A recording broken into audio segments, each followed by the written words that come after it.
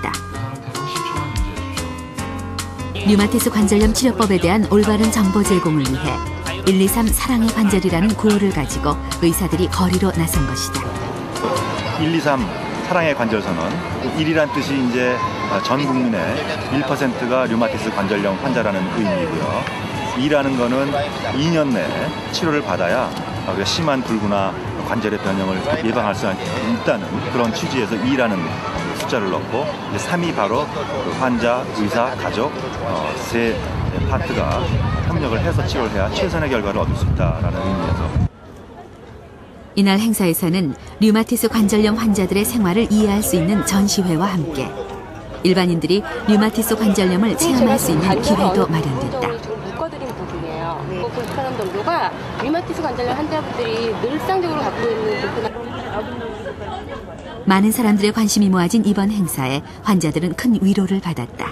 아주 기쁘고 아주 희망적이고 마음이 좀 편안해져. 위로가 좀 돼.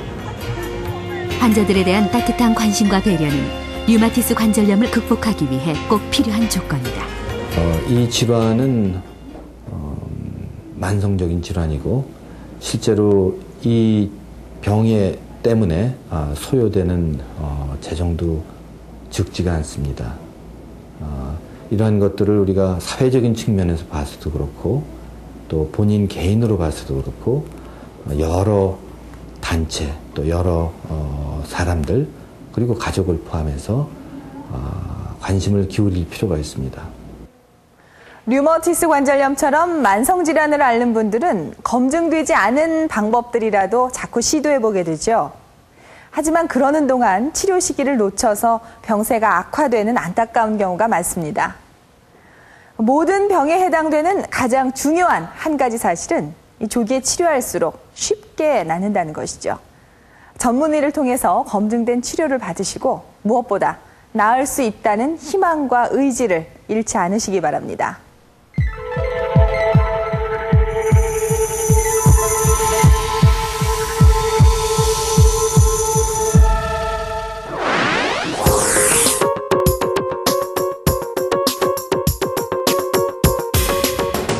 못 움직여요. 앉고서도 못해요. 실내화를 못 신고 다니고 이쪽 발이 이제 왜냐면 이렇게밖에 안 되니까.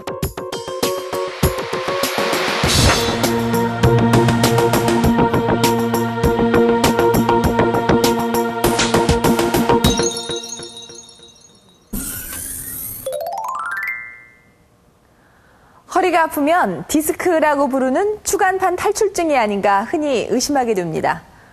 그러나 디스크 외에도 허리 통증을 유발하는 척추질환은 많은데요. 그중 대표적인 것이 요추관 협착증입니다. 이 요추관이란 신경이 지나가는 허리 부분의 척추관을 말하는데요. 이 척추관이 좁아져서 신경을 압박하는 질환이 요추관 협착증입니다. 흔히 우리가 좌골신경통이라고 부르는 것도 요추관 협착증이 원인입니다.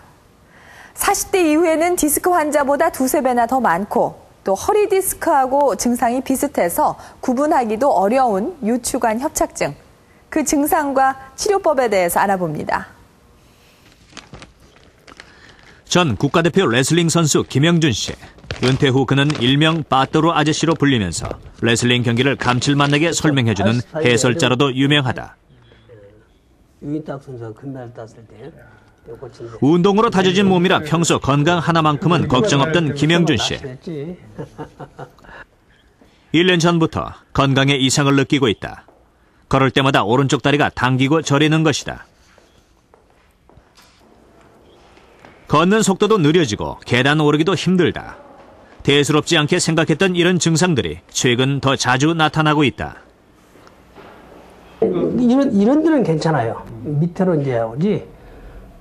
이게 서서 아무 문제인데 희한하게 밑으로 저리다고요. 앉아 있으면은 아무 문제가 없지. 근데 사람이 운동을 안 하게 된다고 그러면 앉아 있으니까. 요즘 뭐 어디 다른 데가 아프면은 그 상당히 그런데 앉아 있으면 아무 문제가 없는 거야. 근데 서서는 해서 똑바로 서면 더 한단 말이지. 좀 구부리면 괜찮아요. 응? 근데 똑바로 서면. 강의하실 때는 어떻게 하세요? 뭐 그래도 그런 정도는 괜찮아요. 강의하고 그러는 건데 또 조금 어디 심을 때 있고 평소 때도 괜찮게 타고.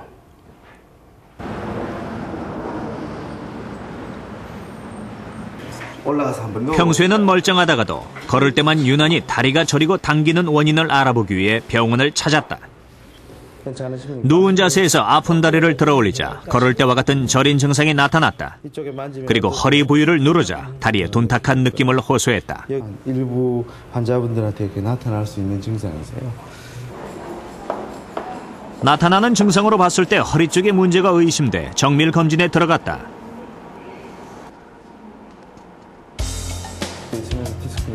김영준 씨의 척추 MRI 검사 결과 매끈한 모양을 하고 있는 다른 척추뼈들에 비해 허리 부위 네 번째 척추뼈가 튀어나와 신경을 누르고 있는 것이 확인됐다. 걸을 때마다 다리가 당기고 저렸던 이유는 바로 신경이 눌리는 요추관 협착증 때문인 것이다. 정상인에 비해 김영준 씨의 척추는 노화가 많이 진행된 상태다.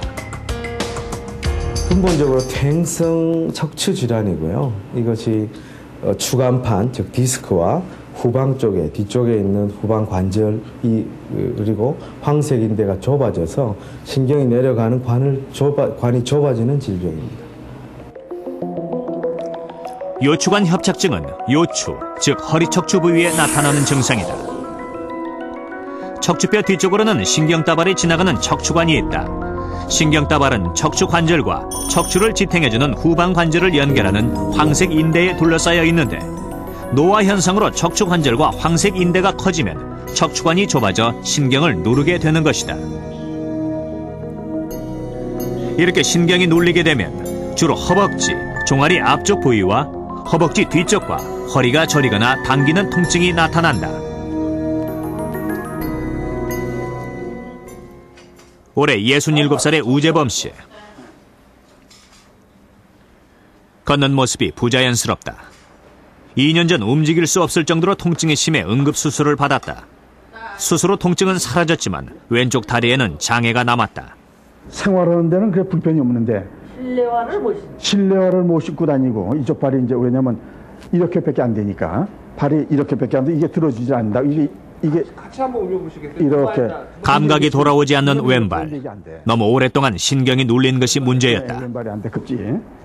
요철이 있는데 요철이 있을 때가 제일 저거면 발이 이렇게 돼 버리니까 이렇게 걸릴 확률이 있단 말이야. 그럼 넘어지니까 그걸 조심하고 갈 때 그런 데 갈 때는 발 일부러 높이 들지. 이렇게. 아, 발을 일부러 이렇게 높이 들. 그러니까 주로 이제 걸을 때 우리가 앞을 이렇게 보고 걷는 게 아니라 난 이러고 땅을 보고 걷지.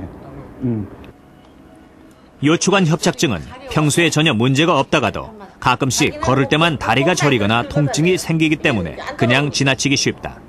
우재범 씨 역시 응급실에 실려와서야 요추관 협착증인 것을 알게 됐다. 척추관 협착증이 있다고 해서 신경마비가 일어나는 경우가 그렇게 많지는 않습니다. 근데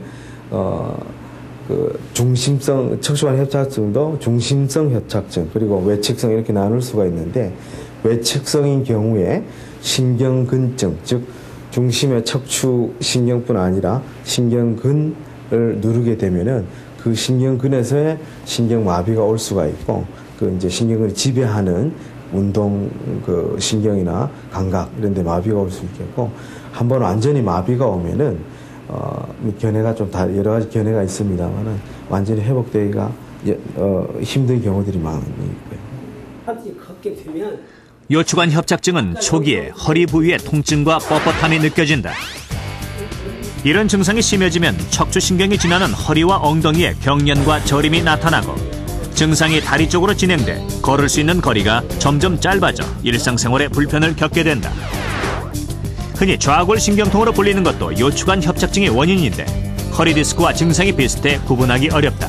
대부분은 지금 디스크라고 생각을 하고 오십니다. 우리나라에 디스크가 하나의 큰 질병군으로 돼 있으니까요.